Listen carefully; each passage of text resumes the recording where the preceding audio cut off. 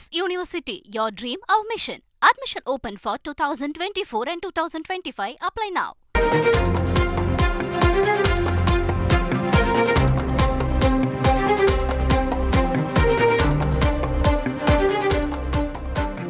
சீர்திருத்தம் தொடர்பான நமது பாரம்பரிய சிந்தனைகளை மாற்றிக்கொள்ள வேண்டும் என பிரதமர் நரேந்திர மோடி தெரிவித்திருக்கிறார். கூடுதல் விவரங்களை எமது செய்தியாளர் ராஜாவிடம் கேட்டு பெறலாம். வணக்கம் ராஜா, என்னென்ன விஷயங்களை தெரிவித்திருக்கிறார் பிரதமர் மோடி அவர்கள்? முழு விவரங்களை பதிவு பண்ணுங்க. வணக்கம். அதாவது அடுத்து வரும் 25 ஆண்டுகளுக்கு நாட்டை புதிய உச்சத்திற்கு கொண்டு செல்வதற்காகவும் வருங்கால தலைமுறையினருக்காக வலுவான அடித்தளம் அமைக்கவும் அடுத்து வருகின்ற 25 ஆண்டுகளை முழுமையாக நாட்டு மக்கள் அர்ப்பணித்துக் கொள்ள வேண்டும் என்று பிரதமர் மோடி வேண்டுகோள் விடுத்திருக்கிறார்.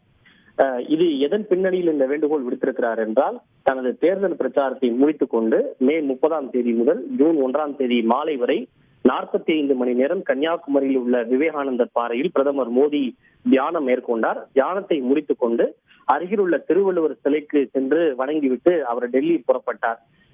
டெல்லி புறப்படும் போது இந்த விமானத்தில் பயணம் செய்து கொண்டிருந்த போது தேர்தல் பிரச்சாரத்தில் தனக்கு கிடைத்த அனுபவங்கள், பல்வேறு விதமான அந்த உணர்ச்சிகள், தியானத்தின் போது தன் மனதில் சிந்தனையில் தோன்றிய அந்த கருத்துக்கள், தான் எடுத்துக்கொண்ட அந்த சங்கல்பம் என்றால் உறுதி ஆகியவற்றை எல்லாம் பிரதமர் மோடி தன்னுடைய கருத்துக்களாக அவர் வெளியிட்டிருக்கின்றார்.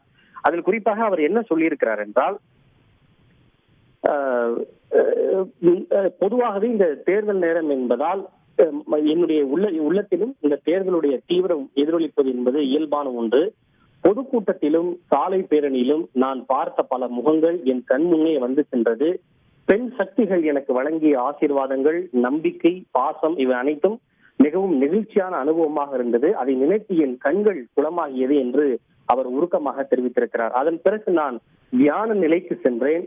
அந்த தியான நிலையின் போது சூடான அரசியல் விவாதங்கள், தாக்குதல்கள், நான் முன்வைத்த எதிர் தாக்குதல்கள், குற்றச்சாட்டுகள், வார்த்தை வசவுகள் இவையெல்லாம் வெற்றிடத்தில் மறைந்து போய்விட்டது என்று அவர் தெரிவித்திருக்கிறார். எனக்குள்ளே ஒரு பற்றின்மை உணர்வு வளர ஆரம்பித்தது என்று அவர் குறிப்பிட்டிருக்கிறார். பற்றின்மை உணர்வு என்றால் எதன் மீதும் பற்று இல்லாத ஒரு துறவு நிலை போன்ற ஒரு உணர்வு வளர ஆரம்பித்ததாக அவர் குறிப்பிட்டிருக்கிறார். என் மனம் வெளி உலகிலிருந்து முற்றிலும் தன்னை விலக்கி கொண்டிருக்கிறது என்று அவர் குறிப்பிட்டிருக்கிறார். பாரதத்தில் கடவுள் நமக்கு பிறக்க அருளியதை நினைத்து நாம் அனைவரும் பெருமை கொள்ள வேண்டும். பாரதத்திற்கு சேவை செய்யவும் நமது நாட்டின் சிறப்பை நோக்கிய பயணத்தில் நமது பங்கை நிறைவேற்றவும் கடவுள் நம்மை தேர்ந்தெடுத்துள்ளார் என்று அவர் குறிப்பிட்டிருக்கிறார். அதே போல ஒரு தேசமாக காலாவதியான சிந்தனை மற்றும் நம்பிக்கைகளை நாம் மறுபரிசீலனை செய்ய வேண்டும் என்று அவர் குறிப்பிட்டிருக்கிறார். இது பல நேரங்களிலே பிரதமர் மோடி தொடர்ச்சியாக வலியுறுத்தி வரக்கூடிய விஷயம். ரிஃபார்ம் பெர்ஃபார்ம் என்று அவர் அடிக்கடி குறிப்பிடுவார். அதைத்தான் தற்போதும் அவர் குறிப்பிட்டிருக்கிறார். பழங்கால சிந்தனையிலிருந்து நாம் வெளியே வர வேண்டும். எதிர்மறையிலிருந்து விடுபடுவது வெற்றியை அடைவதற்கான முதல் படி என்பதை நாம் நினைவில் கொள்ள வேண்டும். 21ஆம் நூற்றாண்டின் உலகம் பழைய நம்பிக்கைகளுடன் பாரதத்தை எதிர்நோக்கி பார்க்கிறது. உலகளாவிய சூழ்நிலையில் முன்னேற்றத்தை நாம் பல மாற்றங்களை செய்ய வேண்டும். சீர்திருத்தம் தொடர்பான நமது பாரம்பரிய சிந்தனைகளை மாற்ற வேண்டும் என்று அவர் குறிப்பிட்டிருக்கிறார். பாரதம் சீர்திருத்தத்தை வெறும் பொருளாதார சீர்திருத்தத்துடன் மட்டும் கட்டுப்படுத்திவிட முடியாது. வாழ்க்கையின் ஒவ்வொரு அம்சத்திலும் சீர்திருத்தத்தின் திசையை நோக்கி நாம் முன்னேற வேண்டும்.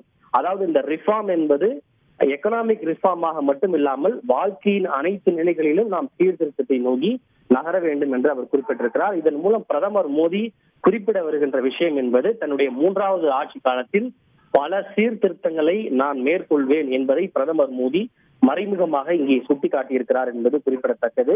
வரும் நூற்றாண்டுகளில் பாரதத்தை நாம் புதிய உச்சங்களுக்கு கொண்டு செல்லவும் வருங்கால தலைமுறையினருக்காக வலுவான அடித்தளத்தை அமைக்கவும் அடுத்த வரும் 25 ஆண்டுகளுக்கு நாட்டு மக்கள் முழுமையாக தங்களை அர்ப்பணித்துக் கொள்ள வேண்டும் என்று அவர் குறிப்பிட்டிருக்கிறார்.